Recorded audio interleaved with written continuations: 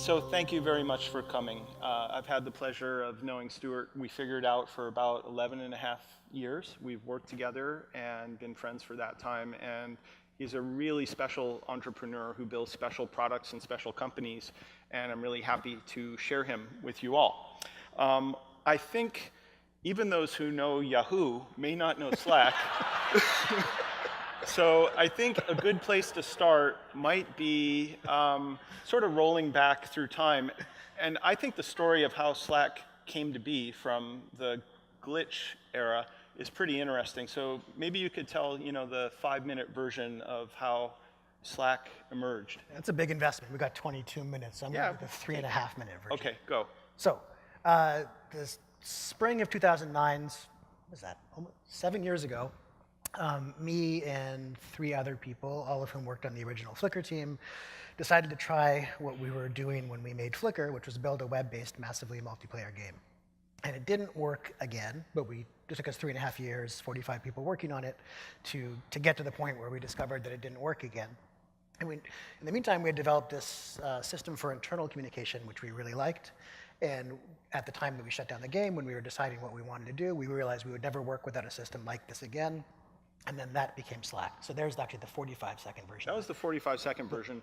You should use the extra time to make a note to yourself to go to YouTube and look up glitch trailer and take a look at the game. Because one thing that you pass over in the 45-second version is really how much energy was expended in building this game. It wasn't a lark. I mean, this thing was magnificent and really involved lots of hundreds of hours of music composition and arrangement and millions of frames of animation and crazy art. And it was in 1992. Oh my God. 24 years ago, I arrived at university and got an account on the school's Unix machine and got exposed to the internet. So there was technically a World Wide Web at that point, but no one had heard of it. It was really small. But there was Usenet, which was like news groups, kind of like discussion boards. There was a Unix program called Talk, which you could use to communicate with people remotely. So kind of like instant messaging, except that you could see each character as it was sent over. So when you made a typo, you'd have to be willing to let the other person see you backspace. There was email, and it was just kind of mind-blowing for me that we had telephones for a long time, and we had satellite telephones. So technically, you could bounce a signal off a satellite and hit the surface of the Earth somewhere else, and anyone on the surface of the planet could reach anyone else at the surface of the planet, literally at the speed of light. But the internet was a little bit different because it allowed for not I'm trying to reach the specific person, so I dialed the specific number, but I am a model train enthusiast, and I would like to meet other model train enthusiasts. I'm a breast cancer survivor, and I would like to meet other breast cancer survivors. Or in the case of me, I liked the band Fish, and I would like to, and this is 92. And I grew up in Victoria, British Columbia, Canada, so really far from New England, far from the epicenter of that stuff. And I carried that with me for so long because the kinds of interactions you could have when you were loosed from the bounds of geography and age and gender and height and linguistic ability were just, it was a profound experience that unpacked over the last 20 years. And the desire to make a game wasn't about video games per se, but about creating a space for social interaction where play was the environment, in the same way that I don't play golf, but I can imagine golf is a great pretext to go for a 3 or 4 hour walk with friends in the hills or the woods. And I like playing board games with people, and there's something about that that's a little bit different than just inviting people over to hang out. So I want to take a moment and talk about Slack today, because you sort of said this was the result of collaborating with people around the world to create this game, and you realized and pivoted, they call it a pivot in the industry, and realized that that was the product, not the game. But Slack is something very special. A tagline I've heard you use is making work less worky. What is Slack about? What does it do for organizations and people trying to create something together, and how does it change the way that people work together? Okay, so I'm going to preface this with the kind of the caveat that if you if you're looking back on it, it'll sound like we were geniuses and we had this all planned out in advance, but we stumbled into almost all of the good part of this. Slack is a messaging app for teams, and unlike many messaging apps, you don't necessarily address a message to an individual or a group of individuals. You address a message to what we call a channel, and this is based on IRC. If any of you used IRC back in the 80s or 90s, same thing. And the difference is that a channel exists whether you're a member or not. And if you join later, you'll have the whole history. If you leave, your contributions remain there for others. And what ends up happening as a result of that is this massive increase in lateral transparency. So usually when people use the word transparency in the context of work, it means that the bosses are forthcoming about what's really going on with the business, or in some cases, less frequently, that the workers are good at reporting up to the bosses or something like that. But here we mean people can see what's happening across the organization. They can see what their peers in other groups, whether those are other functional groups, so one person in sales and one person in engineering, or just at a large company, people on other teams working on other projects. And it's a pretty profound shift. And there's a lot of resistance when people first start using it because I guess there's two instincts that are contrary to this. The first one being, I don't want people to know that I don't know the answer to this question, so I would prefer to ask the question in private. And yet there's a huge amount of value if you ask the question in public and get the answer in public, because then everyone can see the answer. And also it's helpful to know when people have a question. And the other one is there's a negative tendency in some environments towards information hoarding as a means of control. So if you control the flow of information, then you have this power, and that's rarely a healthy dynamic. So it's not like we intended, we designed the product in order to combat those two things, but it's a byproduct of the way that it's set up. And the other one is that the effort that people put into communication, and every person at work spends a lot of their time in communication, but for a knowledge worker, it's kind of a baseline at minimum of 30 or 40% of their time. And for a manager, it's 80 or 90%. At the executive level, it's more or less 100% of your time is spent on communication. So I mean, attending meetings, reading email, writing email, the technical specification, the PowerPoint presentation, just all of that stuff. Thinking about how you're going to express something, parsing out someone else's instructions. So in the context of something like Slack, the effort that people put into communication is something that accrues and accretes over time and becomes a resource that is shared. So just in case people haven't heard, Slack has been called the fastest growing SaaS startup of all time. It reached a multi-billion-dollar valuation. I think you just celebrated your 2-year anniversary. And the passion, I think this is really what strikes me, is this is enterprise software. This is software that people use at work, but the passion that your users have for the product, the love they have for the product, the communication they have with each other and with you about the product is unlike anything I've seen in the consumer or enterprise space. Why do you think that is? What is it about the product that engenders such affection and love for something that is just about working? So the short answer is I have no idea. The long answer is there's many, many factors. So I know what some of them are. One of them is the aesthetic of it. And when Bradley's team led the acquisition of Flickr, so Bradley brought me into Yahoo. And when I got there, I'd never worked at a big company before. I'd done lots of consulting work for big companies, and I couldn't believe how bad the software was that you used inside of the company, and later found out that this is true at every big company. The stuff that you use to file expense reports or get your pay stub or request a vacation or something like that. And we're not like that. And because one thing that's really interesting about game design, let me back up. How many of you play board games once in a while or have played a board game in your life? So everyone has had this experience of either you are the explainer or you are the explainee when someone's sitting down to play a board game. And so they're trying to go through all the rules and figure out the right order to tell you, I know, but you can't do that, but on your turn you have 3 actions and you can only trade cards at the beginning, that kind of stuff. So games that you play on computers are no different. And usually the art of game design is the slow unpacking of the possible moves that you can make in this game. So, if you imagine just going back to something that most people know, like Mario Brothers or something like that, you can move back and forth. And you can also jump, and you can combine the movement with the jump. And then in some games, you can move and jump and shoot. And you kind of go through these levels, and you get more and more facility, and you simultaneously learn what's possible. And you also learn the purpose of these actions, what the goal of the game is, and what the game designers call new user experience is really critical. So we spend a lot of time in the context of a work application trying to show people what the moves are in the software and why you would want to make those moves and what the kind of goals are. So that's another reason. I think the biggest reason is the impact that it has on these organizations. And we have a Twitter account called Slack Love Tweets, all one word. It just retweets nice things that people say, and there's 10,000 of them or something like that. And as you said, it's really unusual for people to talk about the software that they use at work, period, unless they're professional software users, like architects or something like that, and they're geeking out over their kind of gearhead stuff.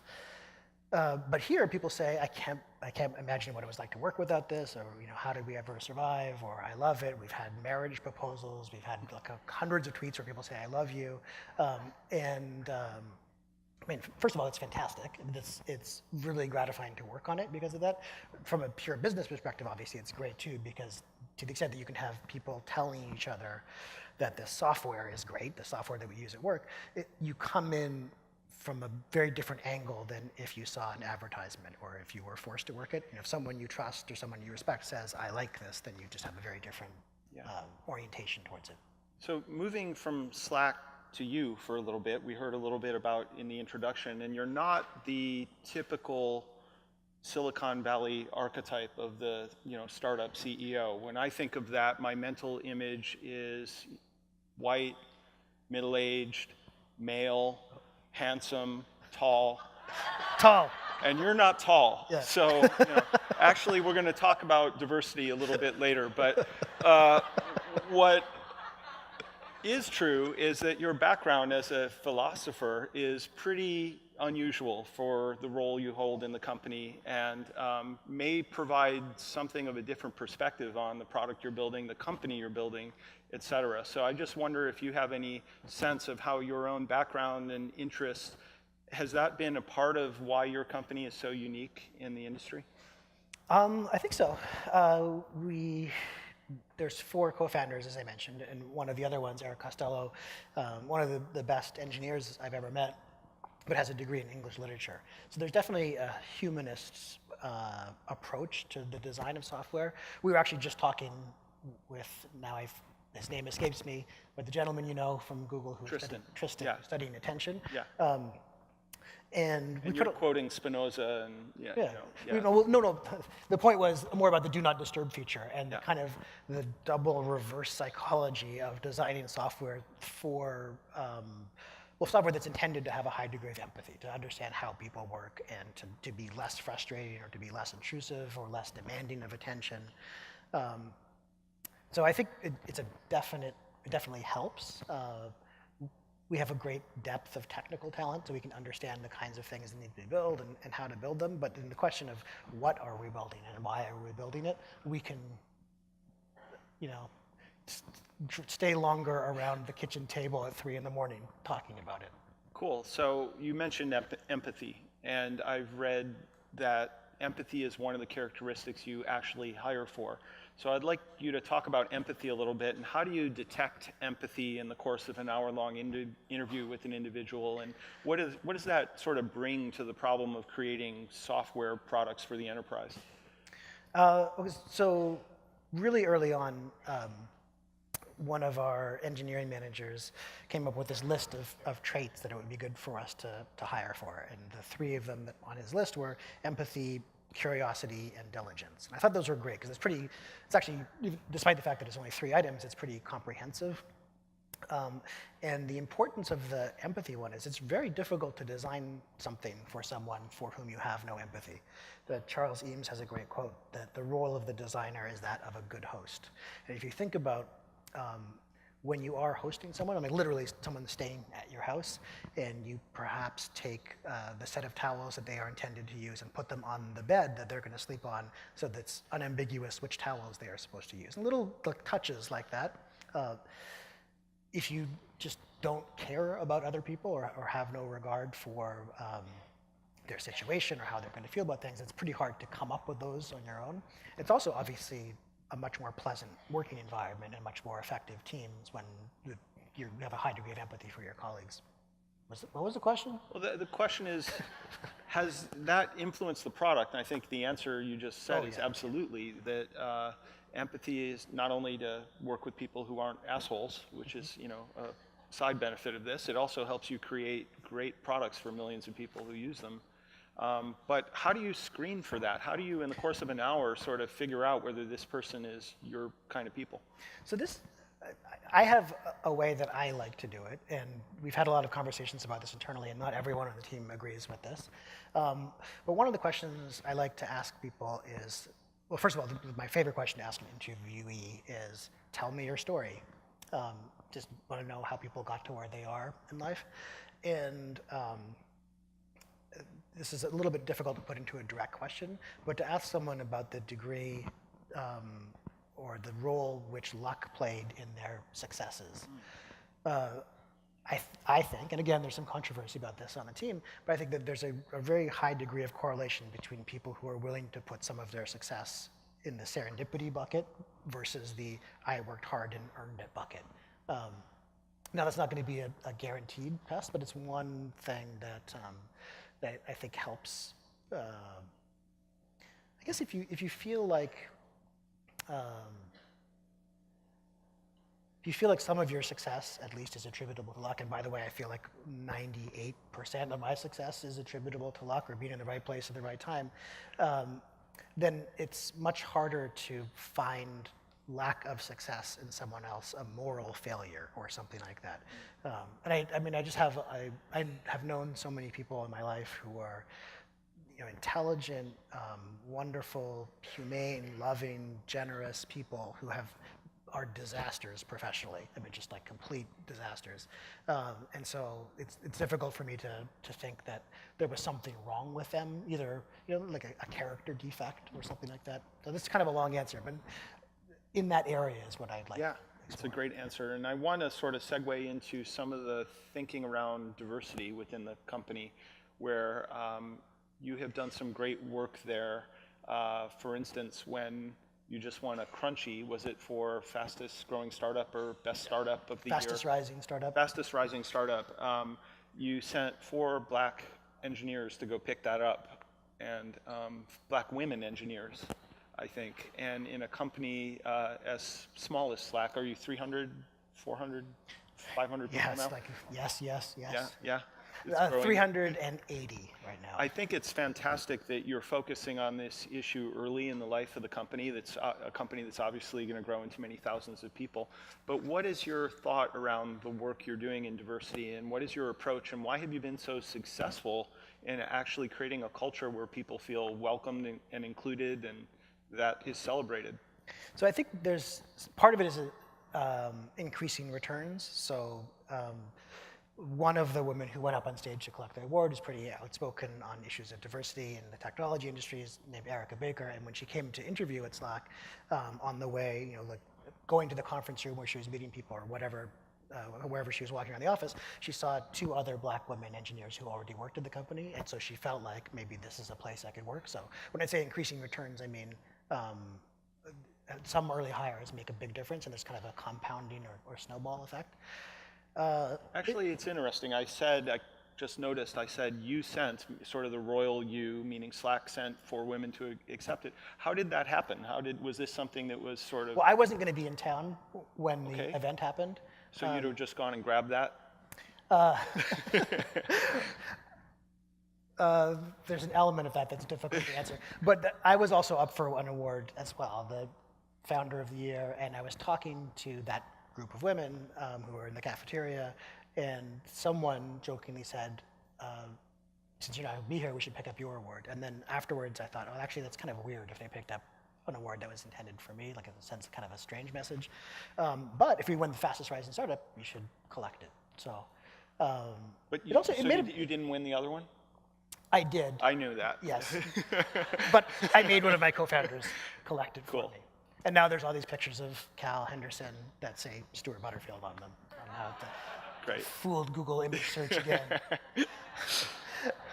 But on the, so diversity can be a touchy We know what you look subject. like. I have one opinion which is a little bit controversial, at least, and that's that I think it's a moral obligation that people try to hire.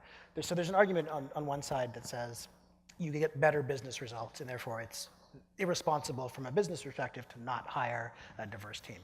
And that may or may not be true. So I'm not saying it's not true. I just have no idea, and there's a small number of studies, and most of them are public companies that are very large, and yet also Google was pretty successful and wasn't started, didn't have a very diverse founding team. So it's also one of those things that I feel like you should avoid fats, you should avoid carbs, you should avoid fats, carbs, whatever, and back and forth, or this thing is great for you, also it gives you cancer, and we now, this drug is very good, but it also causes it'll also cause cancer, something like that. So who knows? And if we found out later that there was another study that said diverse teams actually underperform, would we then say, okay, well, we're not going to hire diverse teams anymore? There is undeniably, so you said white, male, a concentration of those kinds of people, and people tend to hire people like them. So the natural tendency is to say, well, I like myself. I find that I have many good attributes and qualities, and therefore this person who reminds me of myself probably also has many good attributes and qualities, and so we should hire them as well. And especially in an environment where so much wealth is being created in such a short amount of time, and so much innovation is happening. Let me back up a second. For a while we were at Yahoo, I'm just not going to do that joke anymore, in the Mission College campus, and there's like one floor that we were on, and just in the group of people that worked around us. So now you're a vice president at Google. There was Rob, COO at Groupon. Andrew went to go be a partner at Excel, and they invested in me. Jeff Weiner went on to be CEO of LinkedIn. Chad Dickerson, CEO of that. And so there's this, and it didn't matter that it wasn't anything special at Yahoo in 2005, 2006. It was like if you worked at eBay, or if you worked at PayPal, if you worked at Google, if you worked at Genentech, if you worked wherever, there was like these incredibly powerful self-reinforcing network effects. And if you don't make a deliberate effort to include people in that, it's not going to spontaneously happen. And I guess the other thing I would say is there's an argument, and I don't think this is very controversial, or maybe it is. Some people say that, we're not going to hire black candidates, we're not going to hire women candidates because that would be lowering the bar. And that's obviously bullshit, because for two reasons. Thank you. More praise for a white guy, that's perfect. But it's obviously bullshit for two reasons. So the first is, if you are a black man or a black woman in this industry, then you have to work 5 times as hard to get where you are. I mean, it's unambiguous, it's obvious. And same thing if you're a woman. And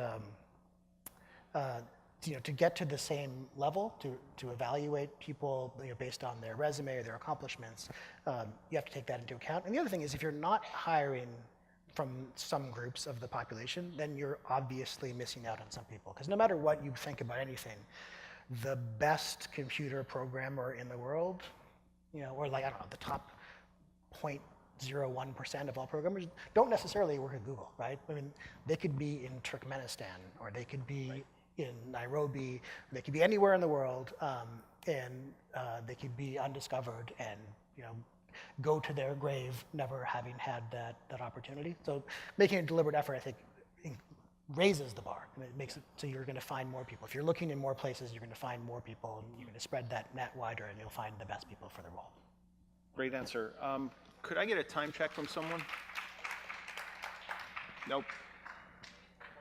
3:45. Okay, I'm just about out of time. One final question before I let you go.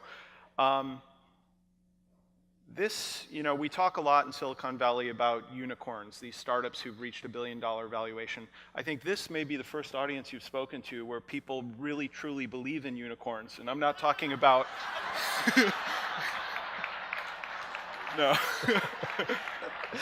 My question is around mindfulness. You sort of at 12 years old renounced Dharma as your name. You sort of took a claim and you're a very successful capitalist and entrepreneur and have built this company, but I see many hippie things leaking out into, into some of the philosophy here, and I just wondered what was your take on this mindfulness movement and sort of your relationship to the work that you're doing in the company as it relates to some of the things we're thinking about here. I think it's super. Thank you, Stewart. One thing so I was in a meeting that started at noon today. I was like, oh God, I'm so angry. Like I'm hating this presentation. Nothing to do with the presentation. I was hungry. I didn't have enough coffee in the morning. So I'm very conscious of myself as a biological entity, like just as an animal. Like I happen to be this species. So I'm very grateful. Yeah. And we're self-conscious and have language and stuff like that. But we're so human. I'm so human. I'm such a dick sometimes, and it's like so passive aggressive and just by the way, I'm not alone. I'm sure y'all have an element of that in your own lives, and we don't acknowledge that. I think this is actually one thing, and maybe another reason that I think Slack has been successful, because we try to encourage people or try to invite people to bring their whole selves to work. And we've had a lot of people who identify as being very introverted, saying Slack is finally I have a tool, that I can participate in this, where I previously found it very difficult. Because that's not the norm, right? Like you're supposed to bring just a tiny slice of yourself and present this.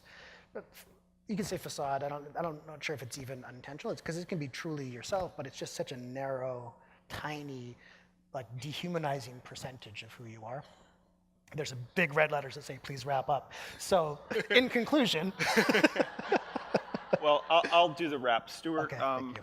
It's really refreshing to have a CEO of a multi-billion-dollar company who comes up here, and when I ask, why is this successful, you say, I have no fucking idea. And when, prompted, you say, I'm such an asshole. And, it's very refreshing. And we...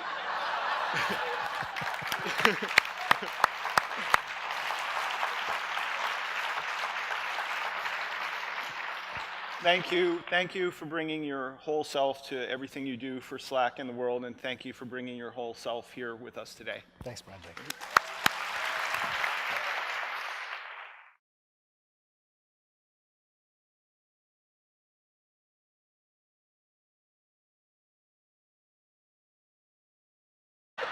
So I think a good place to start might be sort of rolling back through time.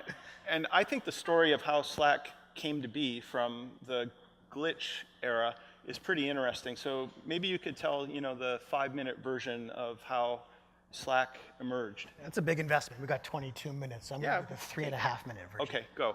So, the spring of 2009, what was that? Almost 7 years ago, me and 3 other people, all of whom worked on the original.